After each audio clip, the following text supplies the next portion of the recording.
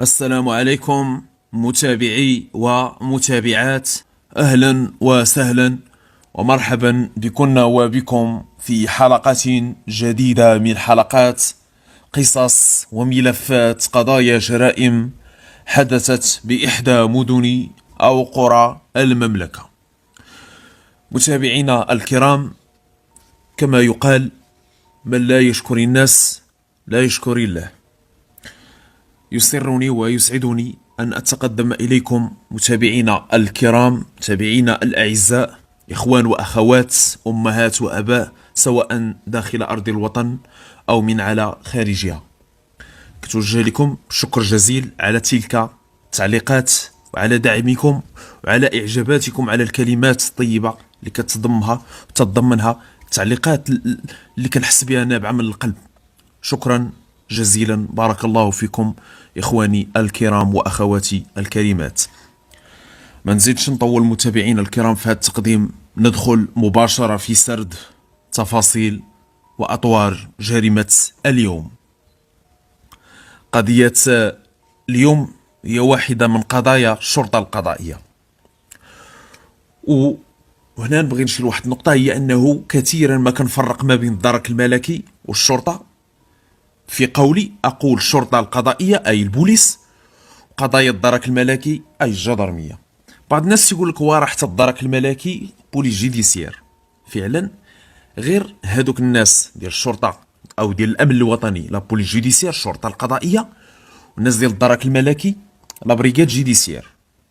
علما ورغم أنه في بعض الأحيان تتسلم شي وثيقة من المركز الترابي ديال الدرك الملكي، مثلا ك سيرتيفيكات دو ريزيدونس، شهادة السكنة، تتلقى فيها نو سوسيني سي لادجيدون اي اوفيسيي دو لا بوليس جيديسيير اي كوموندون دو لا بريغاد تيريتوريال، اي المصطلح حنا لا بوليس جيديسيير راه بحال غير حنا نورماز لها بلا بوليس جيديسيير سافو دير لا بي جي و بريغاد جيديسيير والدرك الملكي بريغاد جيديسيير بي جي. على اي القضية دارت الأحداث ديالها بنواحي مدينة الدار البيضاء، بالضبط في سنة 2002. واحد الصباح تقريبا بعد صلاة ديال الفجر، الناس مشات تتصلي الفجر، تتصلي الصبح في المسجد، وخرجوا الناس تفرقوا مشوا للمنازل ديالهم. مرات تقريبا بعد صلاة ديال الفجر ما يزيد عن تقريبا ساعة الا ربع أو 45 دقيقة، تخبروا الناس ديال الشرطة. قال لك اودي راه واحد السيده عثروا عليها شي ناس مقتوله في واحد الشقه في واحد الموبل. بعد تحديد الموقع انتقلوا الناس ديال الشرطه القضائيه لعين المكان، وصلوا تما تيلقاو بعض الناس. ونشير لواحد النقطه، هي انه في هاد الوقيته هادي كيف قلت مرت دقائق قليله على صلاه الفجر، مازال كاين الظلام. اللي بلغ الناس ديال الشرطه واتصل بهم قال لك اودي هو مول الدار فين ساكن، عنده المقهى ديالو لتحت، هو تيسكن في البروميير، وكاري عنده واحد السيد ومرتو الفوق في الدوزيام. هاد السيد اكد البوليس لما قحلوا بعين المكان بانه هو اللي خبرهم بالامر. تيقول سيدي انا هاد الدار هادي ديالي، عندي المقهى لتحت، وانا تنسكن في البروميير، والدوزيام راني كاري لواحد السيد هو والزوجه ديالو. قال لك انا موالف تنمشي نصلي، حريص على صلاه الصبح والفجر في المسجد مع الجماعه. قال لك ودي هاد الصباح تعذر عليا نظرا لانني راجل كبير، راجل كيتجاوز العمر ديالو تقريبا 70 سنه. قال لك نعس شويه مع العييت ما قدرتش نفيق. قال لك حتى كنتفاجئ بواحد السيد جاري، واحد الاستاذ، وهذاك الاستاذ كان حاضر تما بعين المكان وغايد لي بالاقوال ديالو من بعد. المحضر ديالو عندي هنايا. هاد السيد هذا تيقولوا ودي صونا عليا السيد الاستاذ في الانترفون، تيصوني. قال لك انا خديت الانترفون جاوبته السلام عليكم السلام. كنتفاجئ بانه هو هذاك جاري الاستاذ تيقول لي السي فلان راه الباب ديال الدار عندك لتحت راه مفتوح. انا بحسب ما تيقول هو قال لي مودي حريص على ان الباب ديال الدار لتحت ما يبقاش مفتوح نهائيا، حتى هذاك السيد هو ومرته اللي كارين عندي الفوق تنوصيهم تنقول لهم ودي الله يجزيكم بخير، الوقيته اللي يخرج فيكم شي حد انا عاطيهم السيروت يسد معاه الباب موراه، ولا اللي دخل يسد معاه الباب موراه. وحتى ولادي قال لك كاين انا والزوجه ديالي وكاينين جوج ديال الابناء ديالي والبنت، قال لك حتى هما تنوصيهم بان الباب يبقى مسدود دائما، اللي دخل يسد اللي خرج يسد. هذه الهضره اللي تيقول هذا السيد. تيضيف هذا السيد هذا في الاقوال ديالو، قال لك اودي الوقيته اللي اتصل بيا هذاك الجاري الاستاذ في الانترفون، قال لك اودي قلت لي شكرا بارك الله فيك، وهبطت باش انا نسد الباب. قال لك وانا جاي هابط تنكتشف بانه كاين اثار ديال الدم تما في الدروج. بالفعل هادشي غادي يلاحظوه الناس ديال التشخيص القضائي وحتى الناس ديال الشرطه في اطار محضر المعاينه. قال لك انا بقيت متبع كنت عاقب هاد الاثار ديال الدم جاي هابط جاي هابط. قال لك تلقى اثار الاقدام، هذا شي حد عافط على الدم بالرجل ديالو، لابس شي صندال ولا لابس شي حذاء رياضي او شي حذاء ديال الجلد، وهذاك الدم بقى لاصق في الاسفل ديال الحذاء في السميله لتحت، وبقى جاي هابط به، هو بقى جاي متعقب هذاك اثار ديال الدم، تيلقى باللي اخر اثار تحد عند الباب ديال الدار، ما خرجش هذاك الدم برا نهائيا. وهادشي لاحظوه بالفعل الناس ديال الشرطه بعين المكان. قال لك انا رجعت بقيت غادي بغيت نعرف هاد الدم هذا منين جا. رجع هو كيف قلت هو ساكن في البروميير، تيلقى باللي هذاك الدم جاي مازال من الفوق، بقى غادي طالع في الدروج حتى كيبان ليه فين ساكن هذاك السيد هو والزوجه ديالو في الدوزيام. تيلقى الباب مفتوح تما والضوء شاعل، تيبان ليه لما رمى عينه لداخل كتبان ليه رجل ديال الانسان مرميه في واحد غرفه النوم تما. كيبان ليه بينه وكاين واحد البركه ديال الدماء تما بعين المكان. السيد قال لك ودي انا دخلت حاولت انني ما نقيس حتى شي حاجه بيدي، ودخلت كتبان لي هذيك السيده الزوجه ديال هذاك السيد اللي كان عندي الفوق مقتوله تما. بالفعل هذه القضيه اكد حتى ذاك السيد الاستاذ، قال لك ودي جاري الحاج انسى الله يعمرها دار موالفت ترد البال بانه تيصلي معنا في صلاه الجماعه في المسجد غير قريب لي من تما. قال لك ودي اليوم ما شفتوش. قال لك الوقيته اللي انا خرجت من الدار ديالي كان الباب مغلق، الباب ديال الدار تما مغلق. قال لك الوقيته اللي رجعت انا كيبان لي الباب مفتوح. قلت ما يمكنش الحاج ما مشاش صلى، ما بانش في المسجد والباب كيفاش مفتوح تما. قال لك اتصلت به من باب النصح والارشاد، بغيت نقول له ودي راه الباب ديالك مفتوح تما، لربما توقع شي حاجه ولا يكون شي حد تسل وطلع يدير شي كارثه تما. قال لك الحاج جاوبني في الانترفون شكرني وطلعت سيدي في حالتي لداري. هذه الهضره اللي تيقول هو. الناس ديال التشخيص القضائي والناس ديال الشرطه لما دخلوا تما تيلاحظوا بحسب محضر المعاينه تيلقاو واحد البنت اللي هي الجثه ديال الضحيه، شابه تقريبا في العشرينات من العمر ديالها، غيتبين من بعد بانها في العمر ديالها 27 سنه. حاولوا يعثروا على شي وثيقه اللي تحدد الهويه ديالها بعين المكان، وهذا هو الهوس وهذا هو الهاجس ديال الدرك الملكي ولا الشرطه لما تيحلوا بعين المكان وتلقاو شي جثه. اول حاجه تيبغيو يعرفوا هي شكون هو او شكون هي الضحيه. قلبوا تما ما لقاو حتى شي حاجه. الحاج مول الدار تيقول ودي هاد السيده راه الزوجه ديال واحد السيد راه كارين عندي دابا تقريبا واحد المده ديال 3 شهور هما عندي هنايا. قال لك الزوج ديالها راه شيفور وتيخلص ليا تيأدي ليا واجب الكراء في الوقت المنصوص عليه في العقد. قال لك واحد السيد رجل طيب رجل مزيان رجل كذا. ما عندهم ولاد؟ قال لك ودي لا ما عندهمش الولاد نهائيا. البنت مذبوحه. انا ما تنبغيش نستعمل هذا المصطلح، ولكن للتوضيح وباش نعطيو تفاصيل اكثر دقه حريصين على ذكر كل الجوانب ومن كل الزوايا ديال القضيه. البنت مذبوحه، ولكن اللي ثار انتباه المحققين هما بعين المكان وحتى الناس ديال التشخيص القضائي هو ان هاد السيده هذه مقتوله في غرفه النوم ديالها، تما ما كاينش اثر السرقه، الباب ديال الشقه معليش اثر الكسر، اذا هذا اللي دخل اما هي فتحات لي الباب وكان عنده تتعرفوا، او ربما عنده الدوبل ديال الساروت. هذاك الحاج يقول ودي انا نهار جا كرا عندي هاد السيد الزوج ديال الضحيه عطيته مفتاح واش داروا عليه الضوبل الله اعلم، ولكن بالفعل لقاو تما بين كاين واحد المفتاح موضوع فوق واحد داك الكوافوز اللي تيكون في غرفه النوم. حجزوا الناس ديال الشرطه، تبين بان هذيك اثار الاقدام وهذه كيف ذكرناها ولاحظوها الناس ديال التشخيص القضائي والمحققين بعين المكان، هي انه كاين اثار ديال شي صباط او شي صندال او شي حذاء رياضي كان غمس في هذاك الدم، لان كان دماء كثير بعين المكان، وبقى جاي هابط مع الدروج وبقى تيخلي الاثار ديالو. ولكن هذاك الاثار تعقبوا الناس ديال الشرطه تيلقاو باللي الحد ديالو فين وصل وما بقاش لقاو الاثار هو عند الباب، وما خارجش الباب بزاف، عند الباب. الناس ديال التشخيص القضائي يحاولوا ياخذوا بعض البصمات من هنا من هنا من هنا. هذاك الحاج قالوا لي ودي عافاك اعطينا رقم التليفون او لا العنوان ديال هذا السيد هذا فين نقدروا نلقاوه، اللي هو الزوج ديال الضحيه. ويحاولوا الناس ديال البوليس يقلبوا تما لعلهم يلقاو شي عقد زواج او شي حاجه، ما لقاو حتى شي وثيقه نهائيا. الامور كلها على احسن ما يرام، تبين بانه ما كاينش سرقه تما، هذه شي تصفيه حسابات، هذه شي عداوه.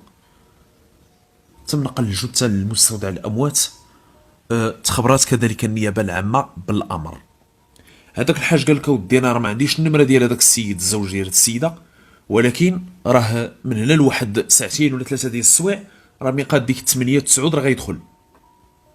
قال لك هو راه شيفور تيغيب يومين 3 ايام نهار تيجي، قال لك راه احتمال انه من هنا لواحد ساعتين يدخل. الاسئله اللي تطرحات بقوه في هذه القضيه هذه من طرف المحققين كفرضيات، قالوا الباب ديال التحت ديال الباب ديال الدار ديما تيكون مغلق. الحاج تيقول ودي انا عندي المفتاح، ولادي عندهم المفتاح ديال الباب ديال الدار لتحت، لان هذه المنطقه هذه فيها المشاكل، فيها السرقات، فيها كذا فيها. قال لك ودي انا حريص نوصي بان الباب ما يبقاش مفتوح نهائيا، الباب معليش اثار الكسر. الا كان الباب حسب ما تيقول الحاج، قال لك ودي انا تنبقى في المقهى ميقاد ديك 12 ديال الليل حتى كنسد وتنطلع، انا يمكن اخر واحد تنطلع، باش يعاود يخرج شي حد من الابناء ديال. قال لك ودي لا نهائيا. واش ديك السيده عاودت خرجات الله اعلم. قال لك ودي ما رديتش البال، ربما عاودت خرجات ولما طلعت خلات الباب تما مفتوح، شي حد تعقبها ودخل عندها تما. ولكن الحاج يقول ودي لا هو ولا الابناء ديالو ولا الزوجه ديالو، قال لك ودي لا ما سمعناش شي حاجه اللي كثير انتباه، شي صداع او شي غوات او شي صراخ او شي كذا، شي حد اللي تيستنجد. قال لك نهائيا. مرت هذيك الليله على احسن ما يرام، كل شيء كان فيها مؤمن، كل شيء كان بخير وعلى خير. السيده الا ما كانتش خرجات وتعقبها شي حد طلع عندها الفوق تما، وقع اللي وقع، واش اغتصاب واش على ود اعتداء جنسي، ولكن الطبيب الشرعي لما غتحال عليه الجثه من بعد في التقرير ديالو قال لك ودي لا ما كانش اغتصاب، ما كانش ممارسه في هذيك اللحظه اللي توفات فيها الضحيه وتقتلات فيها نهائيا. غريب هذوك اثار الاقدام، خداو الناس ديال التشخيص القضائي صور اثار اقدام ما كاملاش، يعني بحال هذاك اللي حط رجليه كنقولوا حنا غمس في ذاك الدم، اي هذاك الحذاء او هذاك الصنداله او هذاك السبرديله ما عمرها تشكل لها دم، غير بعض الاثار ديالها تعفط هنا تعفط هنا، جاي مع الدروج تعفط هنا تعفط هنا تعفط هنا. ولكن علاش الاثار ديال هذاك الاقدام ما خرجتش على برا، بقات غير تما لداخل، داخله الباب ديال الدار لتحت. تيتبين بان هذا السيد اللي كان لابس هاد السبرديله وهاد الصباط وهاد الاثار ديال الاقدام ما خرجش على برا، بقى غير تما في الدار. ما عرفتش هاد القضيه مستغرب ولا الناس ديال الشرطه ولا حتى الناس ديال التشخيص القضائي.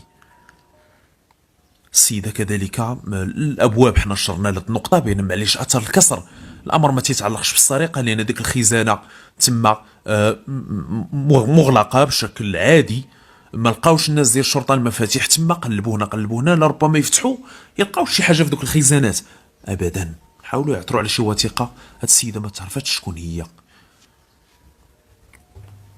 بالفعل بقاو تيتسناو الناس ديال الشرطه هما تما بعين المكان حتى جا الزوج ميقاد ديك 10 11 ديال الصباح، جا تما، جا السيد ما فراسو ما يتعاود.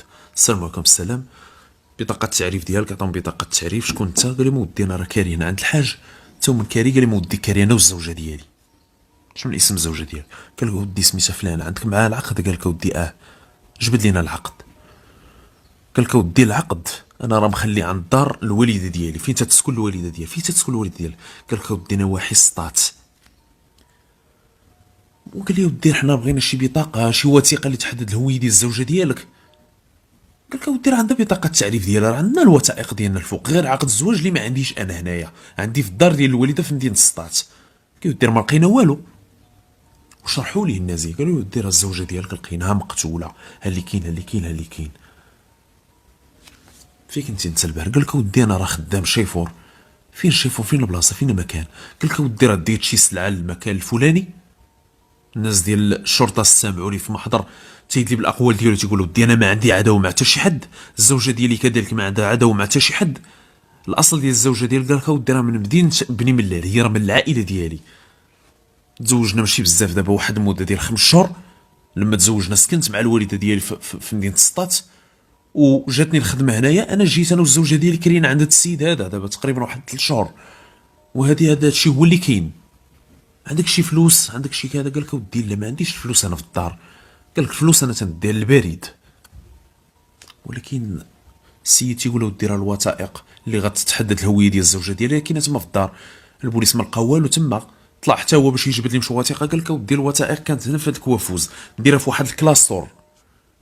قال لك شي وثائق وشي رواسه ديال الخلاص ديال الكراو، شي امور ديالي راه كانت هنايا، وثائق ماشي ضروريه، ولكن كل شيء انا كنا جامعينه هنا في هذا الكلاستور هذا.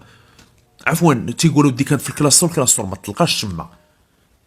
ها فين كتحاطهم في الكوافوس في ذاك المجوره. غريبه القضيه هذه.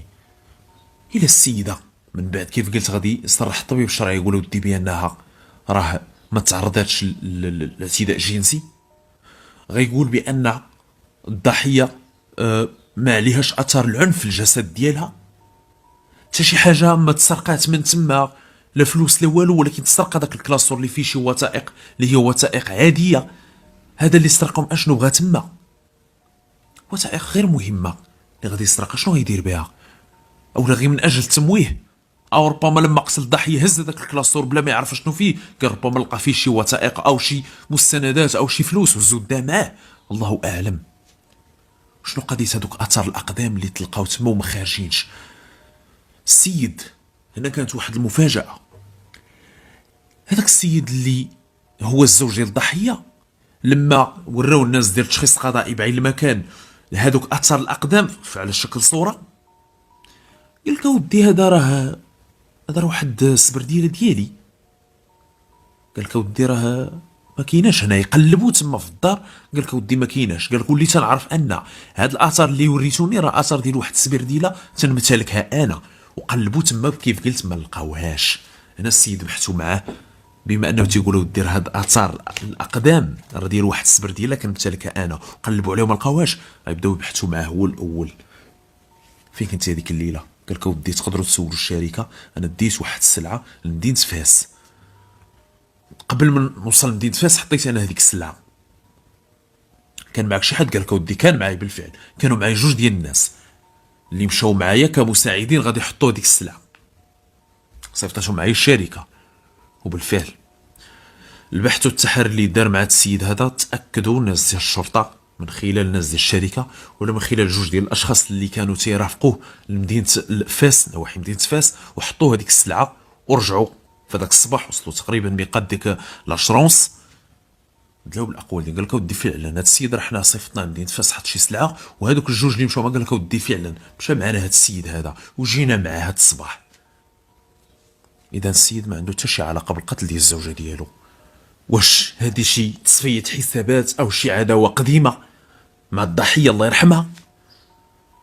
الزوج يقول ودي حنا راه من نهار جينا سكننا هنا دابا تقريبا واحد المده ديال 3 شهور، راه حتى شي حد من العائله ديالنا ما عرفنا باننا سكننا هنا، وحتى شي حد لا من عائلتي لا من عائله الزوجه ديالي ما جا عندنا لهاد الدار نهائيا. وهاد القضيه اكد الحاج وولادو والزوجه ديالو. قال لك ودي ما عمرنا شفنا عندهم شي ضياف هنا نهائيا. نقدروا نقولوا بان الضحيه عندها شي عداوه، شي حد من عائلتها، شي حد من جيرانه فين كانت تسكن نواحي مدينه بني ملال، وجا تيتعقب تيقلب عليها تما، ولكن حتى شي حد ما عارفه بان ساكنه تما. كيفاش غيتفتح هذاك الباب؟ معليش اثار الكسر، هادشي تيحير. الوالدين ديال البنت غادي يجيو من بعد وغيدليو بالاقوال ديالهم، ولكن كيف قلت انا وصلت ديك 11 ديال النهار الناس ديال الشرطه ساندو للكلاب البوليسيه، جات واحد الفرقه تم انتدابها، جاو تما حاولوا يديروا واحد التمشيط بالاستعانه بديك الكلاب البوليسيه المدربه. الكلاب طلعوهم تما تيشمشموا هنا تيشمشموا هنا، طلقوا الكلاب. شنو غادي يوقع؟ هذوك الكلاب جوج ديال الكلاب تيهبطوا حتى لتحت وتيعاودوا تيطلعوا حتى للسطح وتينبحوا. الوقيته اللي تيهبطوا هما لتحت تينبحوا، الوقيته اللي تيدخلوا لهذيك الشقه فين تلقات الجثه تم مرميه مقتوله تيبداو تينبحوا. ولكن في واحد الوقيته هذوك الكلاب تيطلعوا للسطح وبقاو تما. هذاك السطح انا كيف قلت الدار فيها السفلي، كاينه واحد المكازه فيها المقهى، الحاج هو وولادو تيسكنوا في البروميير، والضحيه والزوج ديالها تيسكنوا في الدوزيام، والطروازيام كاينه واحد الشقه اللي هي مغلقه، وفي السطح كاين واحد البيوت ديال السطح تما كاين واحد المرحاض وكاين شي امور تما. الكلاب تيوصلوا تما تيبقاو تيهزوا عينيهم من فوق وتينبحوا فين في دوك البيوت اللي في السطح. هادشي انتبهوا ليه الناس ديال الشرطه، هما بعين المكان، حتى الناس اللي جايبين مروضي الكلاب البوليسيه لاحظوا هاد القضيه هادي، حاولوا يقلبوا على شي سلوم اللي ساندوا عليه وطلعوا تما فوق هذاك البيوت ديال السطح، وبالفعل تمكن لهم هذا الامر هذا، طلعوا بهاد العناصر. هذوك البيوت اللي فوق اللي في السطح كاين 3 ديال البيوت فيهم ديك الرمله وداك الكياس وداك ديك الامور ديال البني والشياجور بقى مرمي تما. الناس ديال الشرطه تيبحثوا تما، بما ان الكلاب كتجي حتى لتما وتتبقى تتنبح كتهز الراس ديالها وتيبقاو تينبحوا، اذا كاينه شي حاجه تما الفوق. داروا واحد المسح دقيق لدرجه حتى هذوك الاكياس ديال اللي كانت فيهم الرمله والكياس قلبوهم وفرغوا المحتوى ديالهم، قلبوا هنا ما لقاوش مع الاسف. ولكن اتوقع واحد المفاجاه في واحد اللحظه بحسب ما جا في المسطره هما تيقلبوا ما لقاو حتى شي حاجه وغادي تما جايين باش يهبطوا، كيبان لهم كاين واحد القادوس تما. هذاك القادوس دايروا هذاك السيد هذاك الحاج، اي ان هذاك الماء اللي تيطيح تما ديال الشتاء او ربما شي ما كيكون تما، هاد الحاج مول الدار داير هذاك القادوس تما اللي القطر ديالو ديك 10 12 سنتيمتر، باش هذاك الماء اللي غادي يطيح تما ديال الشتاء يطيح فوق هذوك البيوت اللي في السطح يتسرب مع هذاك القادوس ويتسرب يمشي مع قنوات مياه الصرف الصحي. علما في هاد الوقيته هذه ما كاينش فصل الشتاء، فصل الربيع. انتبهوا الناس ديال الشرطه هما تما بانه كاين واحد القطعه ديال الثوب تتبان خارجه من هذاك القادوس. هذوك العناصر اللي تيبحثوا تما وتيقلبوا وتقربوا من هذاك القادوس، طلعوا تيشوفوا شنو كاين تما، جبدوا هذاك الثوب. هما تيجبدوا كيلقاو فيه سكين من الحجم الكبير ملفوف وسط هذاك الثوب اللي مقطع من شي جلابه او شي بيجامه نسائيه. حسب ما لاحظوا الناس ديال التشخيص القضائي قال لك ودي هذا الثوب ديال شي بيجامه ولا شي قميجه ديال المراه، لان ديك الزواقه اللي فيها ديال المراه. لقاو فيه سكين من الحجم الكبير، هذاك السكين ما فيش اثر دم اي مغسول ومنقي، حتى يلاحظوا مازال كاينه شي حاجه تما لداخل في ذاك القادوس. بقاو تيجبدوا ما يلقاو حذاء رياضي ابيض اللون مدسوس تما فيه اثار ديال الدم. جبدوا داك الشيء تما هبطوا تمايا. هذاك الحاج هو حاضر بعين المكان في الدار ديالو في السطح، شاف هذاك الموس قال لك ودي هذا الموس هذا ديالكم؟ قال لك ديالي. قال لك اسيدي راه حتى هذا الثوب هذا راه ديال واحد البيجامه ديال بنتي تتلبسها، والتقطعات قطعوا من هذاك الثوب تيستعملوه هنا وتيستعملوه هنا. كيفاش هاد القضيه هذه؟ باش نمشي لواحد النقطه، الناس ديال الشرطه تما مازال ما بحثوش مع الابناء ديال الحاج.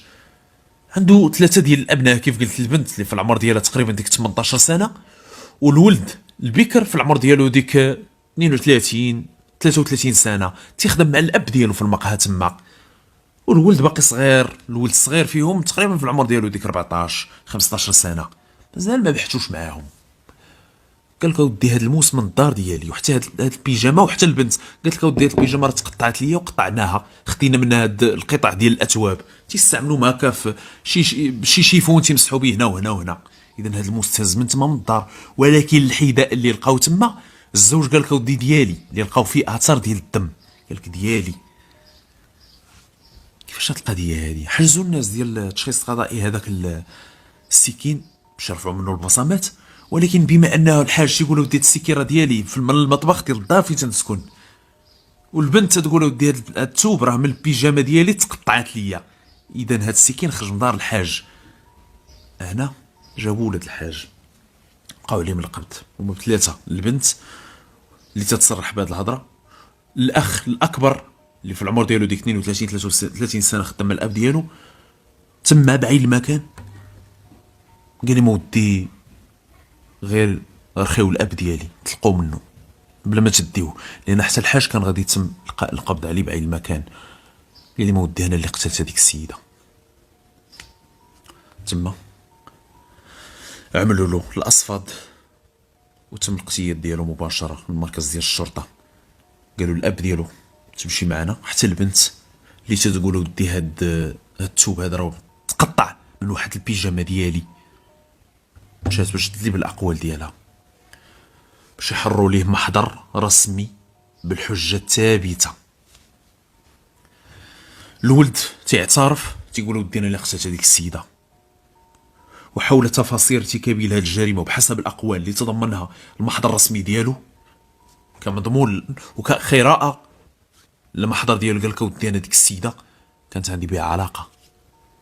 شنو طبيعه العلاقه؟ قال لك ودي علاقه انا الزوج ديالها تيخدم بعض المرات بالليل، قال لك تنزل عندها انا تتنعس معاها، قال لك ودي تنبات عندها بعض المرات، حتى كيهبط الاب ديالي كيقرب الوقيته ديال الفجر كنعرف الاب ديالي بانه غادي يخرج، قال لك وتنطلع انايا. فين تتسكن انت؟ قال لك ودي راه تنسكن في دوك البيوت اللي في السطح، قال لك انا غالبا تنعس تما، قال لك ولكن مره فين ساكن الوالد ديالي في البروميير انا معاهم تما في الشقه، لكن غالبا المكان اللي تيرتد المكان اللي تياخذ المبيت ديالو هو دوك البيوت اللي في السطح تياخذ راحته تما. وشي موالفه تطلع عندك؟ قال لك لا انا اللي تنهبط عندها. كانت هذه الاقوال ديالو هو. علاش كان تيهبط عندها بحسب ما قال هو؟ قال لك ودي لان كنتوقع بان شي حد من عائلتي الام ديالي او خويا او اختي او الاب ديالي بنفسه اللي هو داك الحاج يطلع الفوق ويدقوا عليه تما ويلقاها عندي. قال لك انا داك الشيء تنفضل انهم يطلعوا الفوق ما يلقاونيش، وما يمكنش يظنوا ولا يفكروا بان انا راه عند هذيك السيده. واكد لهم باليقين وبالتمام بحسب، لان الناس ديال الشرطه قالوا ربما هذا تيكذب علينا، بغى يلفق التهمه لواحد الانسان اللي هي ميته ما غاداش تقدر تدافع على نفسها، ولكن عطى بعض الاوصاف بعض المعلومات اللي كتاكد باللي فعلا كانت عنده بها علاقه. شي اسرار ديال الزوج ديال الضحيه عنده هو، بدا تيقول لي مودي هاد الدليل كانت كتقول لي كانت كتعاود لي، تاكد بان فعلا كانت علاقه تما. علاش قتلتيها؟ قال لك ودي في ديك الليله انا هضرت معاها وقلت لها انا بغيتك للزواج وانا كذا وانا كذا، وقالت لي لا انا راه ما غاداش نقدر نتزوج بيك وانا كذا. ولكن هاد الاقوال اللي تيقول هو، انا بصراحه لما قريت هاد المحضر ديالو ووصلت لهنا وبدا تيقول هاد الكلام ديال انا قتلتها حيت هي ما بغاش تزوج بيا، هاد راه فارغه. ولكن هذه اقوال تيقول هو، قال لك ودي انا ما بغيتش تبقى مزوجه بهذاك السيد، بغيت تطلق منه تزوج بيا انا، ولكن كاين شي حاجه تما ماشي هي هذيك، ما بغاش يعبر عليها. وانا في بلاصه الناس اللي حرروا لي هذا المحضر الضبيطه القضائيه ما يمكنش نتقبل هذا الكلام، غادي نضطر نحرروا لان هذه اقوال ديالو هو، ولكن راه ما غاديش نتقبلها منطقيا، ما غاديش لم يجد اذانا صاغيا، الناس اللي كتستعمل المنطق ما غاديش يستمعوا ليه. تيقول انا قتلتها حيت ما بغاش تطلق من داك السيد وتزوج بيا. شحال انت ما قال لك ودي من نهار جات هنا، نهار جات معاه والسيد مزوج بها 5 شهور، دوز شهرين مع موالين الدار ديالو في مدينه السطات، جا تيسكن تما، اي مرت على الزواج ديالو مع شهرين دارت علاقه مع هذاك. غريبه القضيه هاي. المهم السيد تيدلي بالحجه وبالتمام تيقول ودي انا اللي قتلتها. وشنو دار من اجل تمويه وتضليل العداله وتغيير معالم الجريمه وطمسها؟ فديك اللحظه تيقول ودي انا لما قتلتها هو تيستعمل القفازات قال هو استعملت القفازات، فين القفاز؟ قال لك ودي رميتهم وما عثروش عليهم ناس ديال الشرطه. قال لك لبست الحذاء ديال الزوج ديالها، اش بغى يدير؟ بغى يلفق التهمه للزوج ديالها. يلقاو هذاك اثر الحذاء واش دار؟ لبسو في رجليه وهبط بيه حتى لتحت الباب ديال الدار، وفتح الباب وخلى الباب مفتوح باش يقولوا هذا شي حد دخل عندها تما. ربما الزوج ديالها قتلها، ربما شي حد كيجي عندها تما. واش كانت ممارسه في ديك الليل؟ قال لك ودي لا ما كانش ممارسه، ولكن الخطه اللي دار هو لبس الحذاء ديال الزوج ديالها وحاول يحط رجليه في الدم اللي بقى تما. بروده الدم كانت عند هذا المجرم، وبقى جاي هابط مع الدروج. وزول لما وصل عند الباب وفتح الباب، زول هذاك السبادري من رجليه وتم غادي تيطلع حفيان، وطلع ودس هذاك السكين ودس هذاك السبادري في ذاك القادوس الفوق. كانت هذه الاقوال اللي تضمن المحضر الرسمي ديالو وحتى في اعاده تمثيل الجريمه. شنو المستفاد متابعينا الكرام؟ هذا السيد هذا تقدم للعداله شحال غادي يتحكم بالاعدام، مع الاسف عقوبه موقوفه التنفيذ. شنو المستفاد؟ شنو نقولوا؟ الزوجه خائنه، الله يرحمها، خائنه. نقولوا هذا الولد هذا اللي في العمر ديالو 32 و 33 سنه خائن، ونوصفوه ببعض الاوصاف القبيحه. ماذا بينا نوصفوه بها؟ شنو من بعد؟ شنو غنقولوا لهذاك السيد ما كانش عليك تزوج؟ ولا غنقولوا الشباب اختاروا الزوجه بعنايه واختار؟ ما يمكنش. ما عمر الانسان يعرف شنو تحت راس الانسان وكيفاش يفكر الطرف الاخر. انا شخصيا ما عرفتش شنو بالضبط المستفاد من هذه القضيه هذه. نسال الله العفو والعافيه، وحفظنا الله واياكم متابعين الكرام من كل شر وبلاء. كانت هذه مسطرة لحلقة اليوم، أتمنى أن الرسالة تكون وصلت.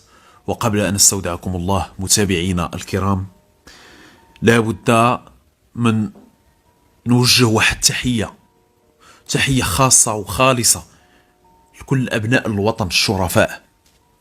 أسطر وأركز على أبناء الوطن الشرفاء، لعزة النفس، تسريف الجسد ديالهم، اللي ما تيقبلوش بالذل، ما تيقبلوش بالهوان، ما تيحضروش الراس.